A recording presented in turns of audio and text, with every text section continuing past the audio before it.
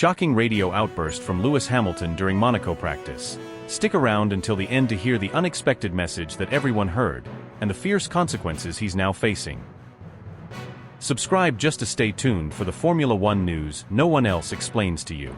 Charles Leclerc has detonated a revelation that is reverberating through every hallway of the Formula One world like a seismic shockwave, a whisper-turned-wildfire that's not only unsettled Ferrari's carefully curated internal hierarchy, but has reached even the untouchable walls surrounding Lewis Hamilton's ironclad confidence. This didn't come from a dramatic press conference or a flashy headline. It emerged subtly, with almost surgical precision, in the days leading up to what is perhaps the most emotionally layered, psychologically brutal, and historically loaded race on the entire calendar, the Monaco Grand Prix. A race that is not just another stop on the circuit but a sacred pilgrimage for Leclerc, born and raised within shouting distance of the track. Haunted by years of heartbreak on the very streets, he knows better than any driver alive. This is the race where expectations become chains, where personal history turns every corner into a memory, every braking zone into a trial. In a moment so disarmingly candid that even seasoned reporters didn't know how to react, Leclerc admitted something no one expected from the man long seen as the embodiment of Ferrari's future. He has been studying Lewis Hamilton's driving style with an intensity that borders on obsession. This isn't casual observation. This isn't the respectful glance of one competitor to another. This is full-blown technical immersion. Leclerc has been dissecting telemetry data, overlaying corner speeds, analyzing throttle traces, mimicking tire management techniques, adapting race strategy behavior, even altering his posture and inputs in high-pressure race simulations. It's not just a nod to Hamilton's excellence. It's a strategic pivot. It's a deliberate shift in identity. This is a man who's decided that if he can't outfight Hamilton the way he used to, through sheer aggression and instinct, then he will outthink him by becoming something new, something evolved, something re-engineered from the DNA of the sport's most successful driver. Subscribe just to stay tuned for the Formula One news no one else explains to you. Those closest to the team have noticed the transformation, but dared not speak about it until now. Mechanics whisper about how Leclerc now asks different questions during debriefs. Questions not about speed but about consistency, degradation, load balance under changing track conditions. Engineers have had to recalibrate their expectations during simulator runs. His qualifying simulations, once all fire and flare, have become colder, more consistent, surgical. In recent races, his approach to tire life management has improved dramatically. His feedback on balance has become less emotional, more data-driven. He's stopped chasing the perfect lap and started building the perfect race. This isn't growth. It's metamorphosis. What's more startling than the transformation itself is the timing. Just as Lewis Hamilton begins his inaugural season in red, Leclerc has chosen to evolve, not away from Hamilton's presence, but directly in response to it. Hamilton, the man brought in to challenge his primacy, to lift Ferrari from its strategic quicksand and restore it to title-winning glory, now faces a version of Leclerc that is less combustible, more calculating, and infinitely more dangerous. There is irony here, but also incredible drama.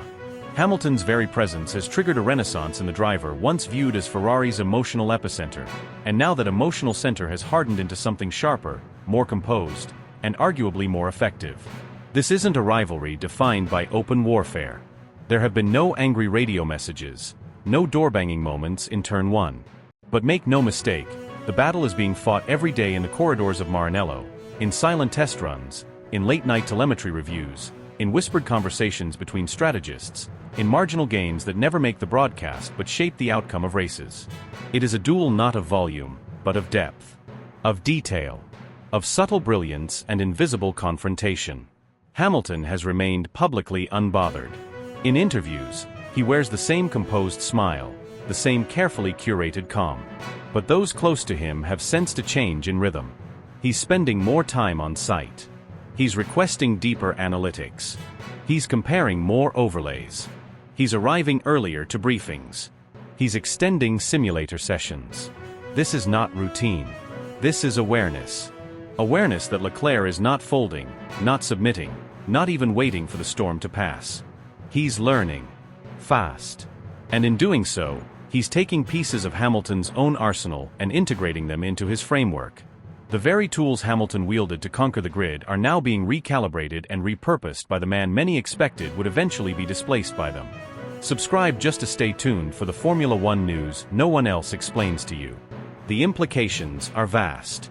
Within Ferrari, the philosophical divide has never been more profound.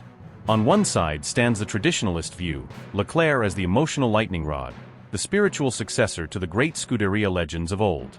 On the other, the arrival of Hamilton, ushering in a wave of data-driven, championship-hardened professionalism. But now, those lines are blurring. Because Leclerc is no longer just the flag-bearer of Ferrari's past. He's starting to resemble the prototype of what Ferrari's future must become to survive in modern Formula One. He is becoming the bridge between the emotion that built the brand and the execution that can bring it back to the top. Behind closed doors, decisions are being made differently. There is a quiet re-evaluation of how both drivers are prioritized in technical development. Some within the team speak of Leclerc as more complete than ever. Others say Hamilton is pushing everyone, including Charles, to levels they had forgotten they were capable of reaching. The partnership, if you can call it that, is less a collaboration and more a silent arms race. Every lap is a message. Every debrief a chess move. Every data point a glimpse into how far each is willing to go. As Monaco approaches, the tension tightens. Not just because the streets are unforgiving. Not just because Leclerc's history there is filled with pain and missed opportunity. But because this might be the stage where his transformation becomes undeniable. Where the world sees, not the Ferrari prodigy of old, but the Ferrari weapon of the future. And the man he's using as his blueprint? Watching. Calculating. Preparing to respond. This is not just a shift in power within Ferrari. It's a blueprint for the next chapter of Formula One itself. The age of raw talent is yielding to the age of complete mastery. The driver who can think like a strategist, drive like a robot, adapt like an AI, and still summon emotion when it matters most, that's who will win this war. Leclerc is moving toward that form. Hamilton has lived in that form for over a decade. The most fascinating story in Formula One is no longer just about who crosses the line first. It's about who evolves fastest, who reads the future clearest, who builds themselves in the image of victory and dares to do it while being watched by the very man who once defined it. This is the kind of story that doesn't end with a checkered flag. It ends with legacy. And right now, one man is re-engineering his. The other is watching closely. And the rest of the world can't look away. In the quiet after the chaos, when the sun had dipped below the horizon and the track lay in silence under the weight of stories just written in rubber and grit, deep inside Ferrari's private suite far from the eyes of media, fans, and even other teams, Lewis Hamilton sat in a room that barely resembled a traditional debrief space. It was sterile in color, but alive with tension. The fluorescent lights above didn't flicker, but the atmosphere did, heavy with electricity, with consequence. On the walls, LED displays rolled through performance logs. Graphs bled color-coded truths.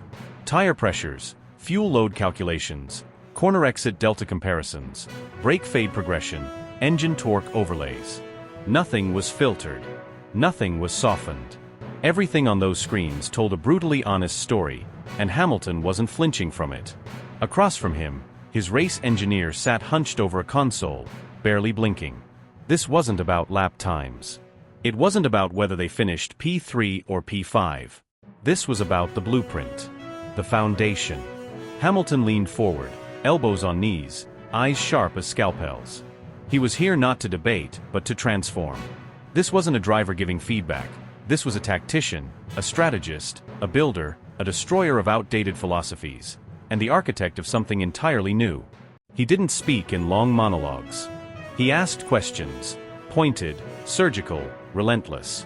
Why was the rear stability sacrificed in medium-speed corners for gains that never materialized in slow sectors? Why was the cooling system design dictating setup compromises that hurt tire warm-up? Why was the car still behaving like it was built to survive races instead of dominate them? The questions kept coming. The engineer answered, hesitantly at first, then with increasing candor. Hamilton wasn't attacking him. He was pulling him into the fire, forcing a confrontation between what was known and what was possible. Hamilton shifted focus. This wasn't about the car. Not really. It was about the people building it. The systems making decisions. The ideas that went unchallenged for years, shielded by prestige and the fear of rocking the boat. He questioned the structure, the feedback loops, the lack of dissent. He spoke of culture, not with corporate buzzwords, but with battlefield language. The Ferrari team, he said, had become too careful, too bureaucratic, too afraid of being bold. He wasn't here to polish the machine. He was here to reforge it with a hammer. That hammer struck nerves. Word spread faster than any press release could manage. Not to the media, not yet, but through glances in the garage, through quiet whispers in the paddock, through long silences between engineers staring at the same datasets but seeing new possibilities. A ripple became a wave. Heated discussions broke out in sub-team meetings. Senior staff who had defended certain procedures for years were suddenly being questioned, not disrespectfully, but decisively. It wasn't personal. It was revolutionary. There were no shouts, but voices were raised. Hands gestured with urgency. Diagrams were erased and redrawn. On paper, this was about aerodynamics and tire strategy. In reality, this was a fight for Ferrari's identity. One camp clung to structure, to caution, to the belief that evolution was safer than revolution. That every adjustment should be small, calculated, within the comfort zone. They argued that Ferrari's legacy was built on precision, not chaos. On method, not madness. On heritage, not risk. The other camp, the one inspired, provoked, and lit aflame by Hamilton's intervention, argued the exact opposite. They saw tradition not as a shield, but as a prison. They questioned everything. Set up hierarchies. Pre-race simulations. The way feedback was prioritized. They didn't want iteration. They wanted ignition. Ferrari had become a battleground, not of egos, but of ideologies. The tension boiled to the surface one night when, without any formal announcement, a radically altered setup program was uploaded into the simulator. It was unlike anything Ferrari had tested this season. Drastically altered suspension stiffness. Aggressive brake-by-wire mapping. New downforce levels that pushed the legality limits. Not a tweak, a reimagining. And though no one said it aloud, the influence was unmistakable. Hamilton's fingerprints were all over it. That simulator session produced numbers that silenced the room. Not just improvement, but disruption. Speed where there was hesitation before. Grip where there was instability. Confidence where there had been second-guessing. Engineers who had scoffed at the idea a week earlier now leaned in toward their screens. Silence, then murmurs, then quiet agreement. Something was happening. Something real. Then came the test laps. Leclerc was handed the setup, without much context, only the directive to drive it hard, like it mattered. He climbed into the cockpit. No speeches. No theatrics. Just a glance toward the garage where Hamilton stood with arms crossed, unreadable. Leclerc fired the engine. The SF-25 rolled out. The telemetry spike on the first timed lap made jaws clench. Every sector told a story. Entry speeds held firm without the rear stepping out. Mid-corner stability was neutral, rare, precious. Exit acceleration came faster than expected. Tire temperatures held in the golden zone. Brake fade stayed within perfect tolerances. There was no magic. No cheat code. Just data. And it said this car with this setup, under this influence, was something else entirely. When Leclerc climbed out, he didn't speak immediately. He removed his gloves slowly. Then nodded once. A silent, seismic approval. He didn't need to say it. Everyone in that garage already knew. This wasn't a one-off. This wasn't an experiment. This was the beginning of a new approach. The ripple effect was instant and violent. Other teams noticed. Red Bull mechanics peeked through garages. McLaren engineers tried to interpret the throttle traces. Mercedes, watching their former general orchestrate a potential Ferrari renaissance, sent analysts deeper into their data archives. No one admitted it publicly, but behind closed doors, the question was being asked in every paddock war room. What if Hamilton actually wakes Ferrari up? Not figuratively. Literally. What if the sleeping giant is finally angry? And then came the qualifying session that changed everything. The track was unforgiving, the grip unpredictable, the temperature awkward. The perfect storm for failure, or brilliance. Leclerc lined up in the garage. Eyes forward. Helmet on. Hamilton stood behind the engineers. Silent. Watching. Not coaching. Not directing. Just observing the moment he had triggered. The lap unfolded like a cinematic climax.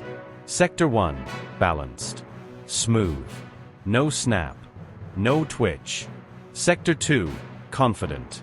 The rear held. The throttle application was seamless.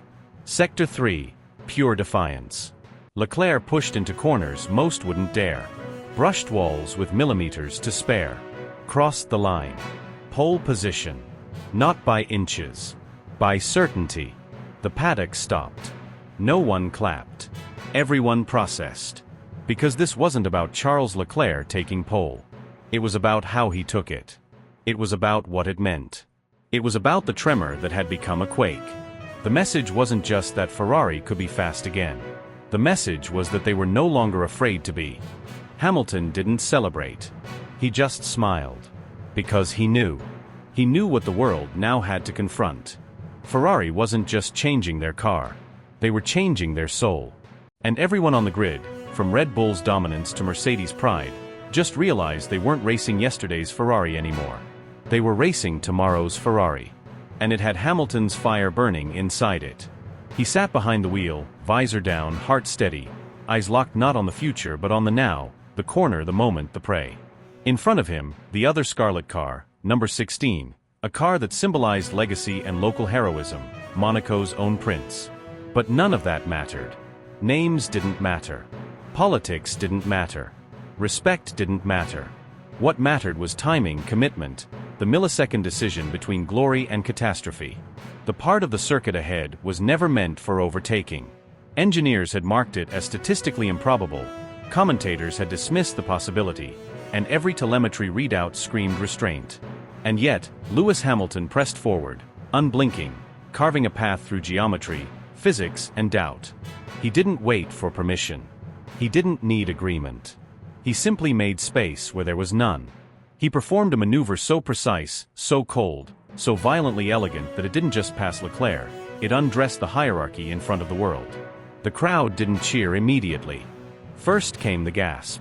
1,000 throats cut short mid-sentence. Then came the wave. Roaring approval. Chants. Screams. The kind of noise that rattles glass. The kind of chaos that only one move can summon. The broadcast feed flickered to life with commentators losing composure, trying to describe what had just happened without resorting to disbelief. But inside Ferrari's command center, among engineers and strategists who had built their simulations around harmony and balance, the atmosphere shifted into a stunned silence. They didn't just witness a pass. They witnessed a transfer of power. A new gravitational center forming. A red comet had flown past their golden child, and there was no catching it. In those few seconds, something irreparable had occurred. Not damage to the car, but to the narrative. The carefully constructed idea of who led and who followed, who held the team's emotional weight and who was still earning his stripes. That structure cracked, splintered, and began to collapse before the race had even ended. There were no overt celebrations when Hamilton crossed the line. There was applause, sure, but not joy. The kind of clapping you do when you know the room has changed forever, and you're still trying to process what it all means. When the cameras switched off and the post-race press conferences concluded, Hamilton returned not to a hotel suite or celebratory dinner, but to Ferrari headquarters, where the lights never truly turn off and the walls are lined with the echoes of every era, every mistake, every missed championship. He met with a handful of individuals, those rare few within the organization who actually shaped the trajectory of the car, the team, the brand. It wasn't a request. It wasn't a consultation. He laid down a blueprint, not in arrogance but in clarity. He told them plainly that their system had outlived its usefulness. That the safety-first mentality, the years of playing defense, the ghost of old champions dictating modern decisions, had to end. He spoke with the calm of someone who had nothing left to prove and everything still to build. He made no ultimatums. He gave no speeches. He said one thing that rang out like a starting gun: fix qualifying and everything else falls into place. He wasn't talking about one race, one track, one trophy. He was talking about an era, a mindset, a shift so fundamental that it would redefine what it meant to wear red. The reaction wasn't immediate. There were no slogans, no grand declarations in the press. But in the days that followed, something began to shift. Engineers started making bold decisions during meetings. Data analysts, once used to having their insights filtered through layers of caution, were now being listened to directly. The chain of command loosened. Innovation was no longer a risk, it was a requirement. The team began experimenting with setups that would have once been laughed out of the simulator. The culture began to absorb Hamilton's vision, not just because of who he was, but because of what he represented: ruthless precision paired with unshakable belief. Leclerc watched it all unfold with the quiet intensity of someone who had carried the weight of Ferrari's expectations longer than most realized. He wasn't bitter, but he wasn't blind either. He saw the change not just in the car or the decisions, but in the faces around him. The way engineers stood straighter when Hamilton entered a room. The way mechanics worked longer hours without being asked. The way his own feedback, once the axis around which every setup was built, was now one of two equal voices. And yet, in a moment of introspection, he admitted to someone close to him that maybe this was the evolution they needed.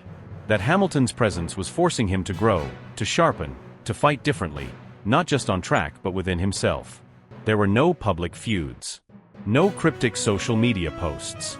Just a tension that hovered over the garage like static electricity, undeniable, unspoken, potent. Ferrari, long trapped between romanticism and reality, was now being pulled forward by something unstoppable. They were no longer reacting to the sport. They were starting to shape it. The Paddock noticed. Rivals began adjusting their projections. Technical directors reran models that assumed Ferrari would fade in the second half of the season. Suddenly, every session felt like a test, not of the car, but of the resolve of two drivers navigating the thin line between collaboration and collision. Hamilton didn't slow down. He pushed deeper into the telemetry, demanded earlier access to updates, spent late nights with race engineers fine-tuning simulations. He wasn't building a car for himself. He was crafting a machine that could win anywhere, under any conditions, against any field. He started having conversations not just about ride height or downforce, but about vision, legacy, permanence. He didn't want to win one championship with Ferrari. He wanted to ignite a dynasty that would erase the drought and write a new myth, not haunted by the names of the past but led by the choices of the present. Every weekend became a referendum. Every lap a message. The balance of power had changed not because of a title or a mandate, but because Hamilton had made himself undeniable. The silence of that overtaking moment had become the roar of a movement. A statement that Ferrari was no longer chasing ghosts, it was racing toward destiny. And the world, once skeptical of whether the Hamilton-Ferrari pairing would work, now watched not with doubt but with awe. Something rare was happening. Something dangerous. Something historic. And it had only just begun. From the moment Lewis Hamilton set foot inside the walls of Maranello, something in the air changed. Quietly at first, like the calm before a storm, but unmistakably. It wasn't a headline-grabbing announcement. It wasn't an Instagram post with millions of likes. It was a subtle, almost spiritual shift, like the sensation of watching the tide turn long before the wave crashes. For a team so drenched in history, so burdened by its own legend, the arrival of Hamilton wasn't merely a signing. It was a declaration. A statement of intent from a team that had spent far too long waiting for destiny to knock, rather than forcing its way through the door. He didn't arrive in red just to collect paychecks or tick boxes. He didn't come to Ferrari for nostalgia or legacy points. He came because he still believes in the impossible. Because he sees unfinished business where others see closed chapters. Because he looks at a broken empire and sees not ruins, but foundations. Hamilton walked through that garage and made it his mission not just to drive the car faster, but to drag the entire team, engineers, strategists, mechanics, executives, into a new mentality, one built not on superstition and scars, but on standards. Ruthless, unflinching, championship-level standards. He was methodical. Every detail mattered. Every simulator run, every debrief, every meeting with the tire engineers became another chance to instill excellence. He didn't point fingers. He didn't throw tantrums. He simply worked harder, spoke clearer, demanded more. Not because he needed to prove something, but because Ferrari needed to remember what greatness looked like from the inside. And slowly, people around him started changing too. The overthinking stopped. The hesitation vanished. Mechanics who once triple-checked in fear now moved with intention. Engineers who used to second-guess their calculations now stood behind their numbers. Not because of fear, but because of belief. Because they were now building something with someone who had built empires before. With someone who had turned potential into dominance before. With someone who didn't just talk about winning. He expected it. And what emerged was more than momentum. It was transformation. What once felt like an organization stumbling through its identity, now felt like a machine finding its rhythm. Not in giant, cinematic moments, but in the daily grind. In the unnoticed rituals. In the hours between practice and qualifying when Hamilton sat with race engineers, breaking down telemetry like a surgeon, understanding how to make the SF-25 not just competitive, but compliant with his vision of perfection. His fingerprints began appearing everywhere, not just in lap times, but in the mindset. The standards. The silence in the garage was no longer tense. It was focused. Not the silence of fear, but the silence of professionals in sync. And then there was Charles Leclerc, the young lion who had carried Ferrari's burdens alone for far too long. For years, Charles had been the emotional pulse of the team, brilliant, raw, unpredictable. A talent forged in heartbreak and raised on hope. But now, beside Hamilton, something in him began to evolve. No longer did he need to be the lone hero in red. No longer did he need to shoulder the pressure of an entire nation's expectations alone. Hamilton's presence didn't eclipse him, it liberated him. Freed him to grow. Freed him to listen. Freed him to learn. And learn he did. In meetings, Charles began absorbing how Hamilton dissected race scenarios with brutal precision. On track, he began adapting, not losing his edge, but sharpening it with control. Their relationship wasn't transactional. It wasn't political. It was functional. And that functionality gave birth to something Ferrari hasn't had in decades: sustainability. Because when a team has two drivers not trying to outshine each other but trying to outdo themselves, when there's no hidden agenda, when there's mutual respect rather than silent resentment, something rare and powerful begins to form. Not a rivalry. A brotherhood. What that dynamic created inside Ferrari was nothing short of electric. In the design offices, ideas flowed faster. In the factory, simulations ran longer. In strategy briefings, questions became sharper, answers more decisive. No one waited for miracles. No one hoped for rain. They engineered performance. They cultivated it. With Hamilton setting the tone and Leclerc echoing the rhythm, the entire ecosystem began to synchronize. Not perfectly, not without flaws, but with direction. Still, outside that inner circle, the world watched. Waiting. Doubting. Because this is Ferrari. And Ferrari doesn't just fight its opponents, it fights its own mythology. Its own ghosts. The fear of collapsing under the weight of expectation has haunted every iteration of the team since the Schumacher dynasty. Every near miss, every meltdown, every Sunday ruined by a botched pit stop has hardened the skepticism. And yet, this time, something feels different. Because Hamilton hasn't just brought speed. He's brought resilience. He's brought clarity. He's brought the unspoken message that excuses are over. Now the question lingers like smoke in the pit lane. Will Ferrari embrace this rebirth? Will they fully commit to this recalibration? Or will they slip back into the shadows of nostalgia, letting comfort smother growth once again? The threat isn't just external. It's internal. It's the allure of familiar failure. The temptation to surrender when perfection isn't immediate. But if they resist that urge, if they follow this new path without flinching, then this chapter may be remembered not as another false dawn, but as the moment Ferrari finally woke up. Because what's happening isn't just about points or podiums or even titles. It's about identity. It's about courage. It's about the long overdue moment when Ferrari stops being defined by what it used to be and starts becoming what it should be again. And if you're still here, you feel it too. You're not just watching a team improve. You're witnessing a legacy being rewritten, day by day, lap by lap. This isn't about hype. It's about proof. Proof that even the most legendary names in motorsport must evolve or be left behind.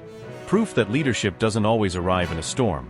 It often walks in calmly, works quietly, and changes everything. So if your heart beats faster when you see red fly down the main straight, if you've stayed loyal through the heartbreaks, the collapses, the crushed dreams, then you already understand what's at stake. Smash that like button, not because it helps the algorithm, but because it means something. Drop a comment below if you believe that this isn't just a turning point, it's a tectonic shift. Subscribe if you're not just here for the highlights, but for the heartbeat of Formula One. And hit that bell, because what's coming isn't just another race. It's a reckoning. And it has already begun.